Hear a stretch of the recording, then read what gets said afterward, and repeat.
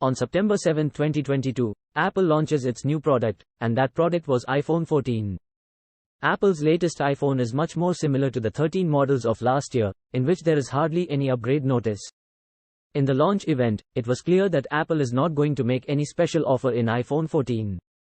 But despite this, there was no bad impact on its sale. In fact, as usual, this time too, people stood in long lines outside the Apple Store all night. These people were waiting to buy a phone that had nothing new. In the same way, last year too, Apple sold more than 240 million smartphones. And the most shocking thing in this was that more than 80% of its customers were those who were already using the iPhone. So what is Apple doing that without making any special offer, its customers are increasing instead of decreasing? Friends, this question must have come to our minds sometime or the other. So let me tell you that the main reason behind this is Apple's bad policy, which is called planned obsolescence in the world of economics. Now what is this planned obsolescence and how does Apple force its users to buy a new iPhone? Let's know all this in detail. Friends, if we look at it, not only Apple, but almost all the big companies in the world follow the same strategy. Where small businessmen focus on making new customers, while the target of big brands are those who are already using their products. Now customers should have a strong reason to buy a product. After all, why will the customer buy the same thing again and again? So friends, there are many factors behind this that do not work today, but work on a centuries-old strategy. And that strategy is planned obsolescence. This means deliberately making such bad quality products that get spoiled in a short time. Or those who need to change quickly. Actually, this policy started when electric bulbs started selling on a large scale in the beginning of the 20th century. Many of you may also know that the original version of the light bulb, which was made by Thomas Edison in 1880, used carbon filaments in it. This filament was designed to burn for 2000 hours.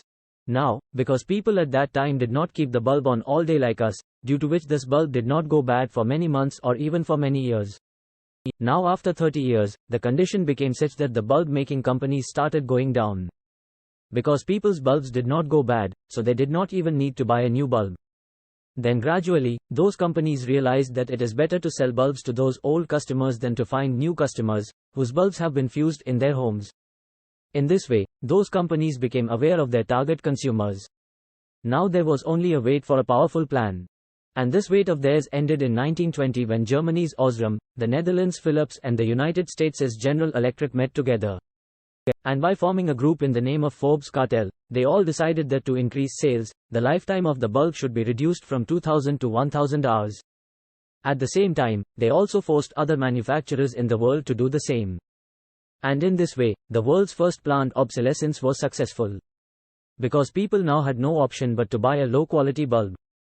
Now friends, if we look at today's time, there are about 1.5 billion smartphone sales in the world every year. And do you know what is the reason for this? Now the real low-quality products. Because manufacturers are designing their phones in such a way that they break quickly to increase their sales. Today, so many different design options are being made available in phones that people can be more attracted to them. And the repair cost of a damaged phone should be so high that people prefer to buy a new model. Apart from this, companies are designing the battery, screen, camera and software of smartphones in such a way that they can perform well for roughly 18 months. Friends, you must also think that only cheap Chinese brands do this work. And Apple will never do this with its customers. But the truth is that Apple's name is also included in this list.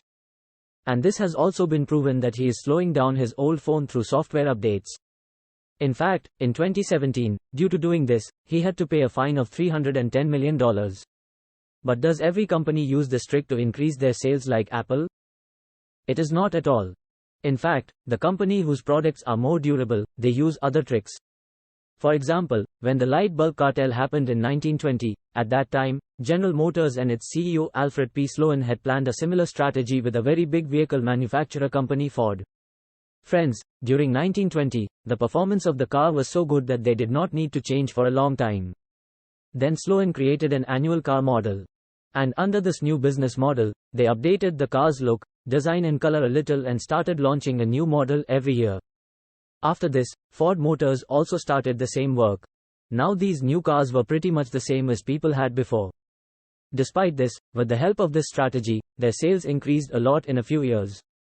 Because in front of the new model, people started feeling their car outdated. And people started seeing it as a fashion and status instead of a transportation machine. At that time, this tactic was called dynamic obsolescence. Today, Apple and other smartphone manufacturers are also following the same strategy.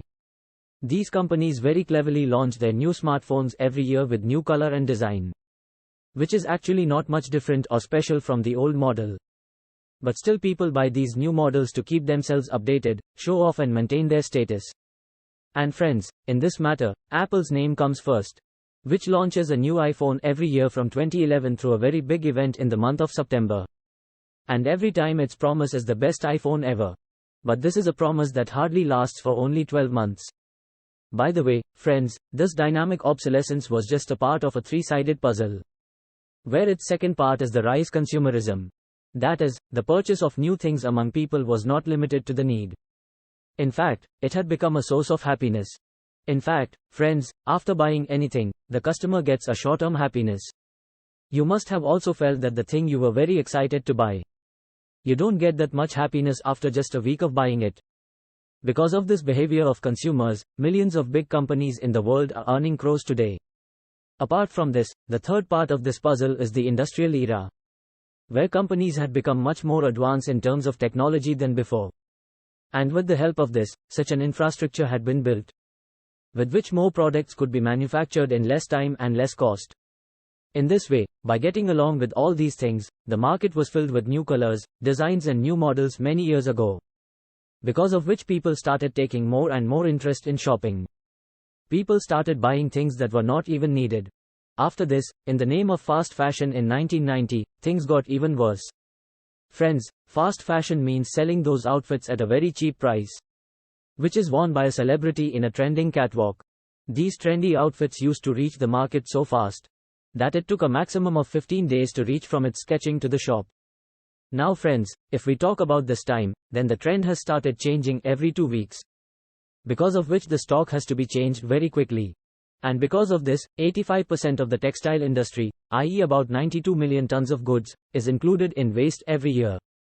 Friends, the state of the tech industry is also something like this. In our life, the use of electronics has increased so much that 54 million tons of waste is being produced every year. And the sad thing is that only 20% of it can be recycled. But we have nothing to do with all this. We are still trapped in the 100-year-old trap made by companies. These companies are making even cheaper and cheaper products today, so that we can't use it for a long time. And to trap us badly in the trap, companies have now got the option to do shopping with a credit card. That is, those people who cannot afford it, should also not be saved from them. Friends, if we look at the truth, then today there are many such people who have iPhones in their hands, who cannot afford it in actual. People buy it with a credit card without thinking. Then later, as an interest, they have to pay much more money than the actual price of the phone. People have such a bad grip on the iPhone that they don't even feel the need to calculate the amount and interest to be paid on the credit card. And this is what every company wants today. Today, many people believe that this planned obsolescence is really unfair for consumers. But friends, let me tell you that it also has some benefits. Because when companies generate more revenue, it is also beneficial for the country's economy. In addition, when companies progress, they create lakhs of new jobs. In this way, there are some benefits of planned obsolescence. But because of these benefits, its dark side cannot be ignored. Friends, if we go back to the example of the bulb, then there is such a bulb in the fire station of California, which has not been damaged for the past 120 years. And this bulb was made with the technology of the 19th century. So if your old model phone is working well and you still want to upgrade it, then think about this bulb once. Thank you very much.